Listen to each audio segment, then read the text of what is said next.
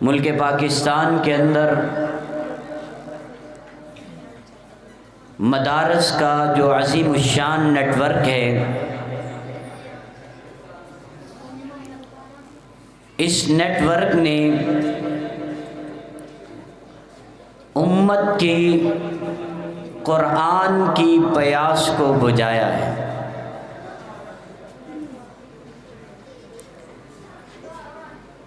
اور ان مدارس اسلامیہ کا فیض ہے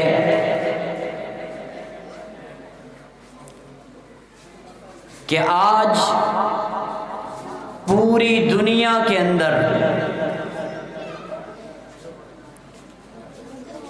قرآن فہمی کے لیے، قرآن کے تعلیم و تعلم کے لیے جس قدر پاکستان کے علماء نے محنت کی ہے، پاکستان کے مدارس نے محنت کی ہے، پوری دنیا کے اندر اس کی مثال نہیں ملتی۔ الحمدللہ چھوٹے چھوٹے بچے 6-7 سال کی عمر سے لے کر 70-80 سال کے بوڑھے تک، چھوٹے بچے سے لے کر بڑھاپے تک پہنچنے والے میں سے کسی کو زندگی کے کسی حصے کے اندر اگر قرآن کی پیاس محسوس ہوئی ہے، قرآن پڑھنے کو دل چاہا ہے، قرآن سیکھنے کو دل چاہا ہے، تو الحمدللہ ان مدارس کے مکینوں نے، ان بوریا نشینوں نے، ان مدارس والوں نے ان کے لیے دروازے کھولے ہوئے ہیں، اور پوری محنت، پوری جد و جہد کر کے چھوٹے بچے کو بھی قرآن سکھایا ہے اور بوڑھے بزرگ کو بھی قرآن سکھایا۔ نہیں، تھوڑا سا آگے بڑھ کر کہوں گا، آپ سے گزارش کروں ادھر سامنے آ جائیں، یہاں علماء کرام کی جگہ ہے، یہ چھوڑ دیں، اسٹیج ہے یہ، اس کے سیدھ چھوڑ دیں، اس طرف تشریف لیں، جزاکم اللہ خیر۔ اس سے تھوڑے سا آگے بڑھ کے ایک بات کہوں گا، ہمارے مدارس کے اندر چند سالوں سے عجیب ماحول نظر آ رہا ہے کہ جناب اس سال عالم بننے والے فلاں مدرسے کے طلباء کے اندر ایک بزرگ جن کی عمر 70 سال تھی، وہ 70 سال کی عمر میں عالم بن رہے ہیں۔ صرف قرآن سیدھا ہی نہیں کروایا، قرآن ٹھیک ہی نہیں کروایا، بلکہ قرآن کا پورا علم، قرآن و سنت کا پورا علم زندگی کے جس حصے میں جس نے سیکھا چاہا ہے، وہ مرد ہے، وہ عورت ہے، وہ بچہ ہے، وہ بوڑھا ہے، وہ صحت مند ہے، وہ ذہین ہے، وہ کمزور ہے، وہ اپاہج ہے، وہ معذور ہے، جس طرح کا آیا ہے مدارس والوں نے اس کے اوپر محنت کر کے اس کو سجا کر کے معاشرے کا حصہ بنا دیا۔ بحمد اللہ تعالی یہ ایک بڑے اعزاز کی بات ہے، اور ہمارا اس پر سینہ فخر سے بلند بھی ہے، اور اس پر اللہ کا شکر بھی ادا کرتے ہیں۔ اس ادارہ کے ایک اور ہونہار طالب علم جناب حافظ محمد طلحہ صاحب کو دعوت دوں گا کہ وہ آپ کے سامنے آ کر کے نعت رسول مقبول صلی اللہ علیہ وسلم پیش فرمائیں۔ جناب حافظ طلحہ صاحب۔ ہر طالب علم حافظ محمد طلحہ آپ کے سامنے نعتیہ کلام پیش فرما رہے تھے، اور آپ کو ایک پیغام دے رہے تھے کہ ختم نبوت پر ہم ہر حال میں پہرا دیں گے۔ آپ کا کیا خیال ہے؟ جس کا یہی ذہن ہے، یہی عقیدہ ہے، وہ ذرا ہاتھ بلند کر کے نعرہ لگائے گا، ختم نبوت، تاج و تخت ختم نبوت۔ ختم نبوت کے لیے ہمارے بڑوں نے بہت قربانیاں دی ہیں، اور رسول کریم صلی اللہ علیہ وسلم کے دور سے لے کر آج تک مسلمانوں کے عقیدہ ختم نبوت پر دشمنان اسلام نے ڈاکہ ڈالنے کی انتھک کوشش کی ہے، لیکن شمع رسالت کے پروانوں نے اصحاب رسول صلی اللہ علیہ وسلم سے جس انداز میں عشق رسالت پر پہرا دینا سیکھا تھا، ہاں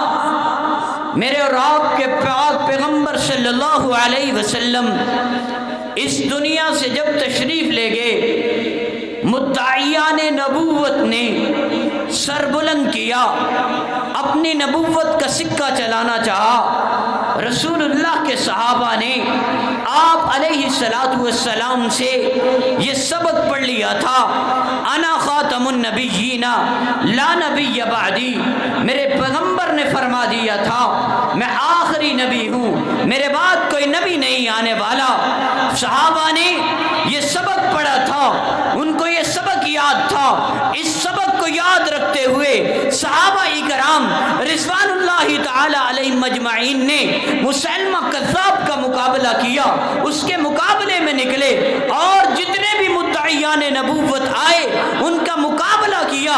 جانوں کی بازی دینا پڑی، دے ڈالی، اپنی جانوں سے ہاتھ دھونا پڑا، ہاتھ دھو بیٹھے، لیکن عقیدہ ختم نبوت پر کمپرومائز نہیں کیا۔ شمع رسالت کے پروانوں نے عشاقان رسالت مآب صلی اللہ علیہ وسلم نے صحابہ سے جب یہ سبق پڑھ لیا تھا تو اس سبق کو انہوں نے آج تک نہیں چھوڑا۔ کسی بھی قسم کا کوئی فتنہ کسی بھی رنگ میں آ کر کے ذلی بروزی نبی ہونے کا دعویٰ کرتا ہے، وہ دعویٰ کرنے والا شخص حسین و جمیل ہے کہ مرد ملعون جیسا کانا ہے، جیسا بھی ہے وہ علم کا محتاب ہے، وہ جاہل گنوار ہے، جیسا بھی ہے اس کی اس بات کو نہیں چلنے دیا کہ تو نبی ہو سکتا ہے، اللہ کے نبی کے بعد کوئی نبی۔ پھر ذرا محبت سے نعرہ لگائیے، ختم نبوت، تاج و تخت ختم نبوت۔ ذرا ہاتھ اٹھا کر کے، جن کا عقیدہ ہے وہ ذرا ہاتھ اٹھا کر کے، ختم نبوت۔ انہی الفاظ کے ساتھ میں اپنے برادر مکرم جناب مولانا مظفر عثمانی صاحب کے ننھے سے صاحبزادہ جناب محمد بن مولانا مظفر عثمانی کو دعوت دے رہا ہوں کہ وہ آپ کے سامنے چند اشعار پیش کریں۔ ماشاءاللہ ادارے کے طلباء کرام اتنا پیارا پروگرام پیش کر رہے ہیں کہ دل چاہتا ہے کہ انہی کا پروگرام سنتے جائیں۔ بہرحال الحمدللہ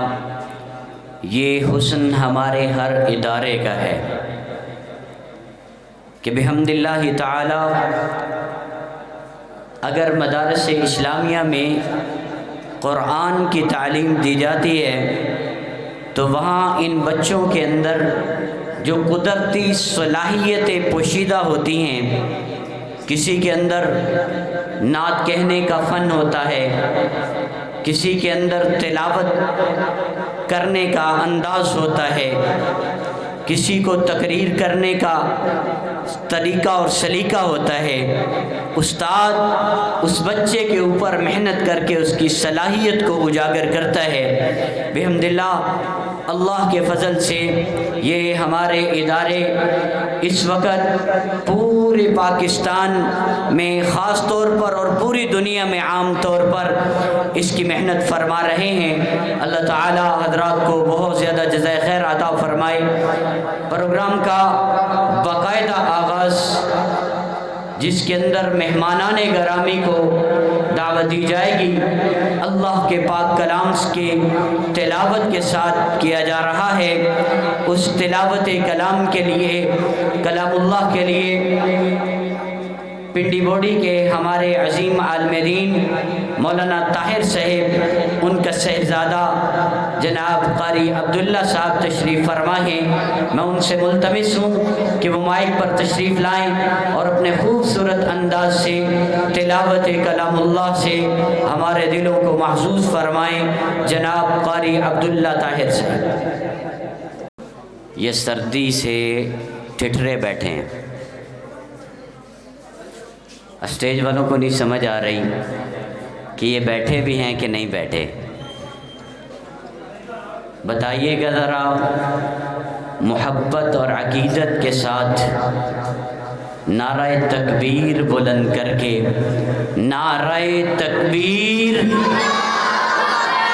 نعرہ تکبیر، تکبیر،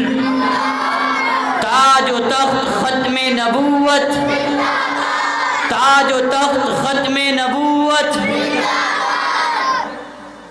عظمت اصحاب پیغمبر، لگاؤ پھر بھی طرح، عظمت صحابہ، صحابہ کے دیوانے ذرا جھوم کر کے بولیں، عظمت صحابہ، شان صحابہ۔ آپ کی محبت کو دیکھتے ہوئے میں صحابہ اکرام کی محبت میں یوں کہوں گا، نور نہ تھے۔ صحابہ کے بارے میں شاعر نے بڑے عجیب انداز میں کہا نور نہ تھے پر نور ہدا ہو گئے، نور نہ تھے پر نور ہدا ہو گئے، فیض سرکار سے کیا ہو گئے۔ صحابہ کے بارے میں شاعر نے کہا وہ نور تو نہ تھے پر نور ہدا ہو گئے، فیض سرکار سے کیا ہو گئے۔ کتنی ان کو عظمتیں ملی، پیارے اصحابہ کی واہ کیا بات ہے، پیارے صحابہ کی واہ کیا بات ہے، حق سے ایسے ملے حق نما ہو گئے، حق سے ایسے ملے کہ حق نما ہو گئے، نور نہ تھے پر نور ہدا ہو گئے۔ جن کو دست نبوت نے روشن کیا، جن کو دست نبوت نے روشن کیا، ان کے دم سے اندھیرے ہوا ہو گئے، ان کے دم سے اندھیرے ہوا ہو گئے، نور نہ تھے پر نور خدا ہو گئے۔ ان کی شان بیاں ہم نہ کر پائیں گے، ان کی شان بیاں ہم نہ کر پائیں گے، ان کی شان بیاں ہم نہ کر پائیں گے، جو فدائے شہید و سرا ہو گئے، جو فدائے شہید و سرا ہو گئے، نور نہ تھے پر نور خدا ہو گئے۔ اللہ اکبر، اس طرح قیمتی تر وہ مظہر ہو گئے، اس طرح قیمتی تر وہ مظہر ہو گئے، ساری دنیا کے دکھ کی دوا ہو گئے۔ انہی الفاظ کے ساتھ میں دعوت دے رہا ہوں اپنے برادر مکرم جناب حافظ بلال صاحب، جو کہ رہنما ہیں بزم حسان ناروال کے، ان کی خدمت میں ملتمس ہوں کہ وہ تشریف لائیں اور اپنے مخصوص انداز میں نعتیہ کلام پیش فرمائیں۔ جناب حافظ بلال صاحب، توجہ ہے بھائی؟